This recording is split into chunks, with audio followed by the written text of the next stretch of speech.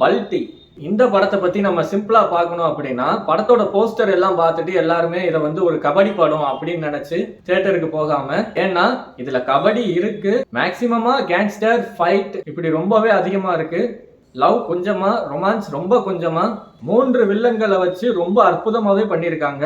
இப்போ இந்த படத்தோட விமர்சனத்தை நம்ம தெளிவா பார்க்கலாம்.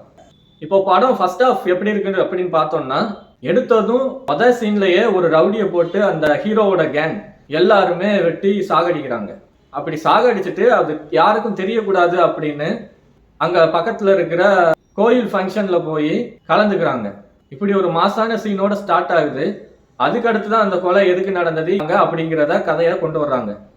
இப்படி ஸ்டார்ட் ஆன படம் அப்புறம் ஒவ்வொருத்தரோட இன்ட்ரோடக்ஷன் அருமையா பண்ணியிருக்காங்க. அப்புறம் கபடி மேட்ச்.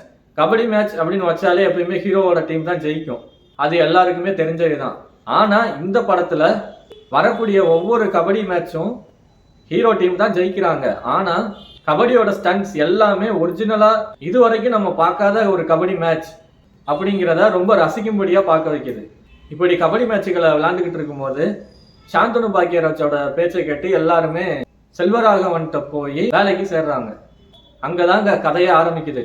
செல்வராகவன் ரொம்ப ஒரு பயங்கரமான வில்லனா ஒரு இன்ட்ரோ கொடுத்து வட்டிக்கு விடக்கூடிய ஒரு பேங்க், அதுதான் இவரோட லட்சியமே.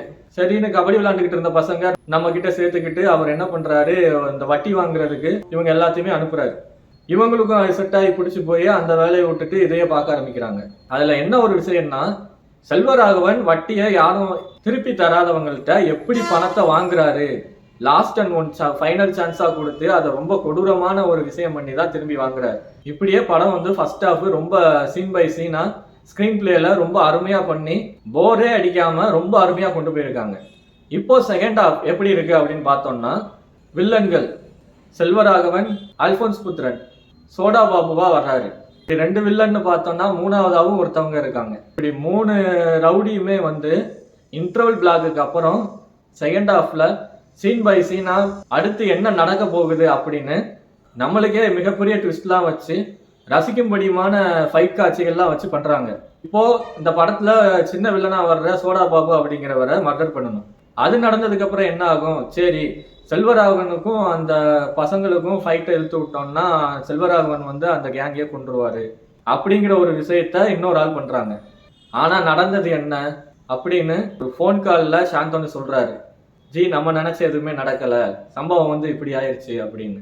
செல்வராகவன் இந்த படத்துல மாஸ் சீனா ஒரு ஃபைட் சீனே பண்ணியிருக்காருன்னா பாத்துக்கோங்க படம் எப்படி இருக்கும்னு.